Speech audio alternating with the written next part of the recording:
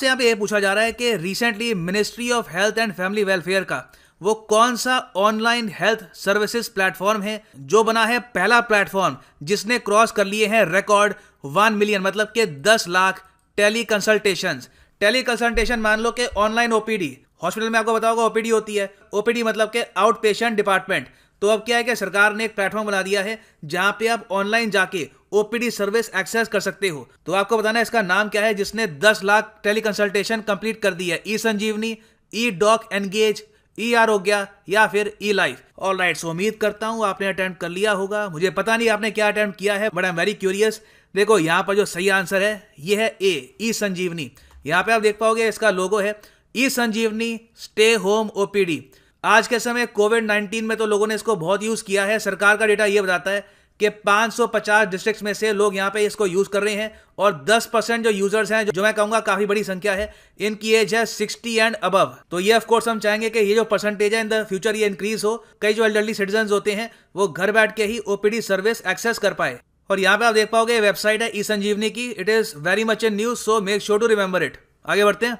सो ये क्वेश्चन है very important. ISRO ने रिसेंटली उद्घाटन किया है अपने SSA का, space situational awareness control centre का।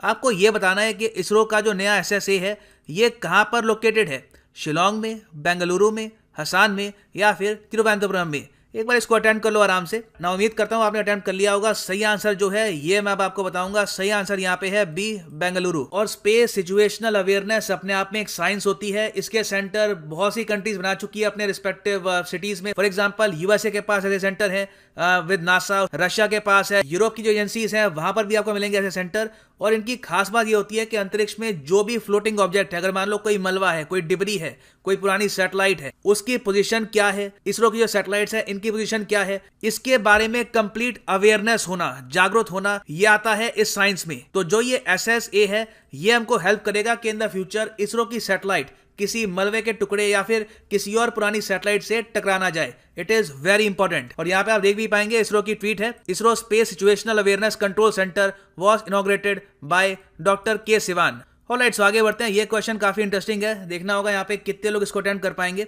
यहाँ पर यह लिखा है कि रिसेंटली कैबिनेट जिसको चेयर करते हैं हमारे देश के प्रधानमंत्री, इसने रिवाइज किए हैं cost estimate for which of the following region to improve power system project.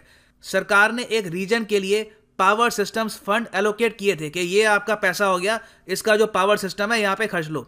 मगर सरकार ने अब कहा है कि नहीं, ये पैसा कम था, थोड़ा सा और आप पैसा लीजिए।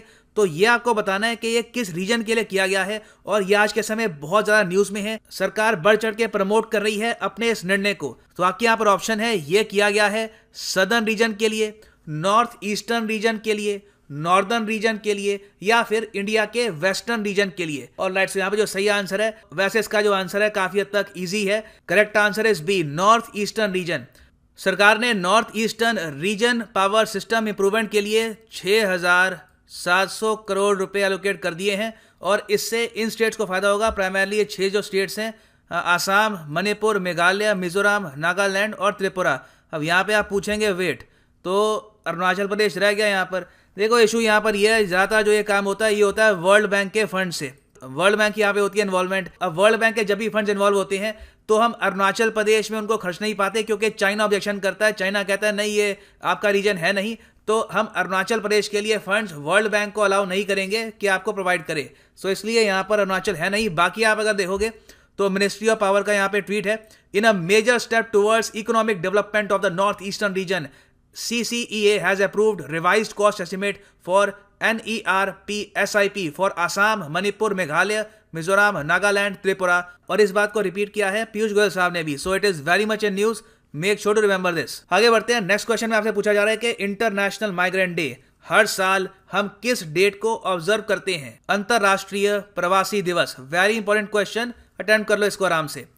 ऑलराइट, सो जो सही आंसर है यहाँ पर ये है ए, 18 दिसंबर। यहाँ पे आप देखोगे 18 दिसंबर, ये कटआउट है यूएन की वेबसाइट का। मैं जो भी सोर्सेज आपको देता हूँ सीधा यूएन की वेबसाइट, भारत सरकार की website, the most authentic reliable source. तो यूएन आज के समय प्रमोट कर रहा है इंटरनेशनल माइग्रेंट्स डे। और थीम भी याद रख लेना, थीम भी पूछ लेते हैं एग्जाम में। थीम है इसका 2020 का री इमेजिनिंग ह्यूमन मोबिलिटी। कोविड-19 की वजह से आपको पता है कि ह्यूमन मोबिलिटी को बहुत ज़्यादा झटका लगा है, लोगों ने ट्रैवलिंग बहुत कम कर दी है, लोग डरे हुए हैं। तो ऐसे टाइम में migrants day becomes very special. Make sure to remember this. Alright, so एक और very important question.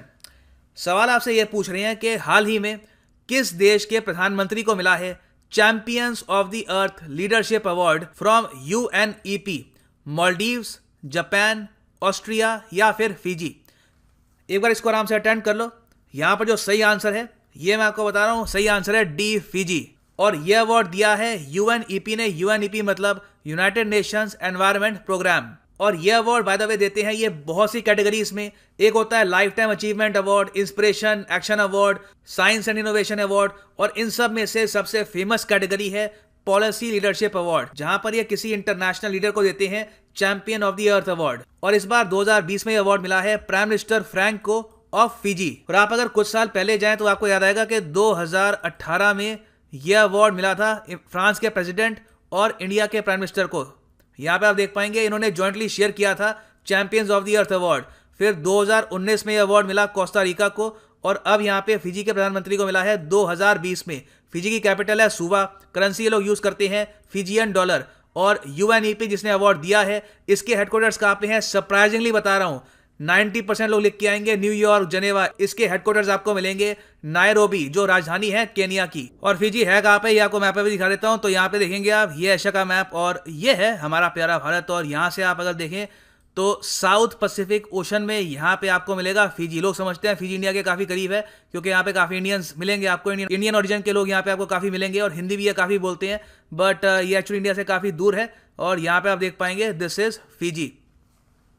Moving on, easy question है, हालांकि पता हो सब इजी होता है, ना पता हो सब मुश्किल होता है, मगर सीधा डायरेक्ट क्वेश्चन है।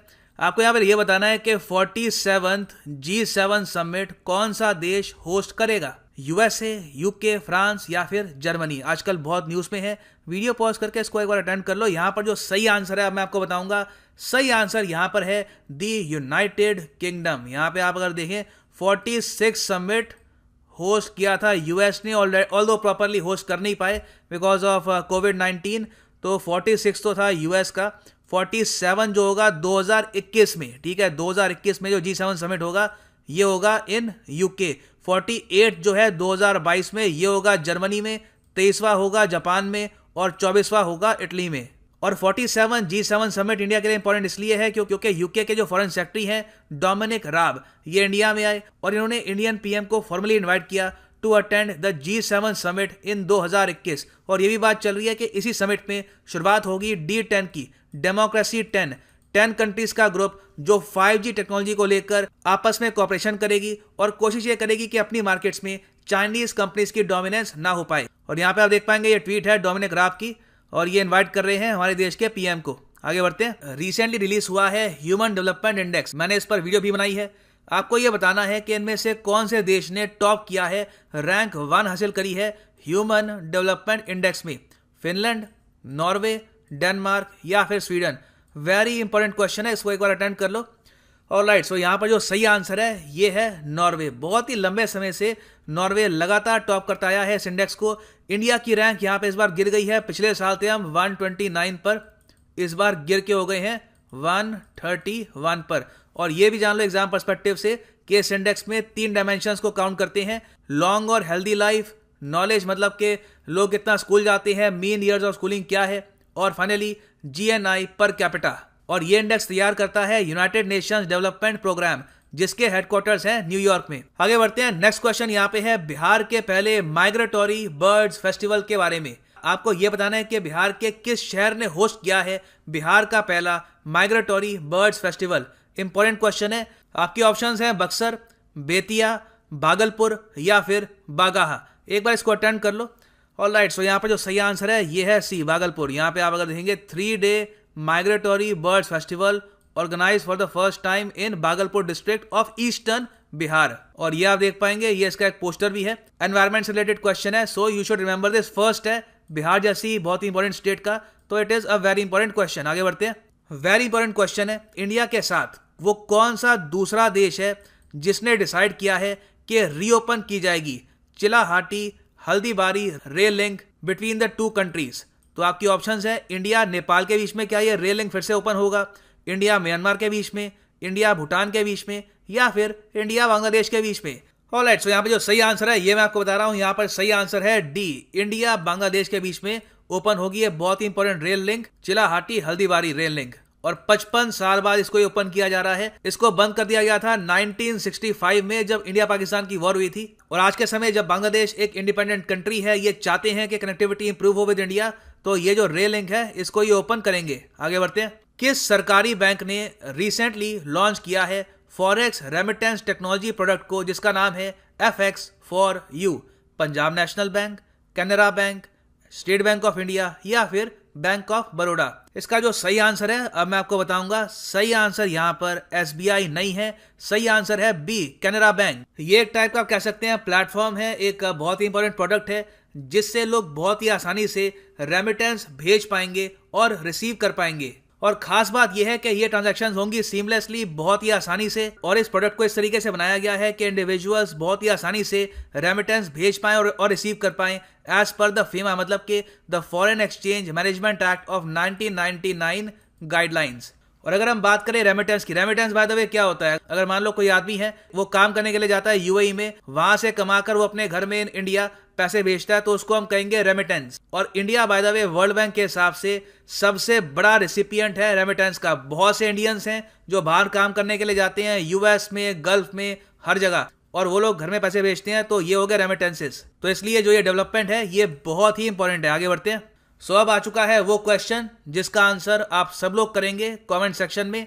और हमेशा की तरह मैं आप सबको कहूंगा कि जो सही आंसर दे उसका जो कमेंट है दिल खोल के लाइक करिएगा, खुद भी इसका आंसर करिएगा, ताकि अगर कोई व्यक्ति हो जिसको गूगल यूज करना ना आता हो उसको भी आंसर आराम से मिल जाए कमेंट सेक्शन में। क्वेश्चन आपके सामने ये है कि who among the following is the first Indian to win Pulitzer prize?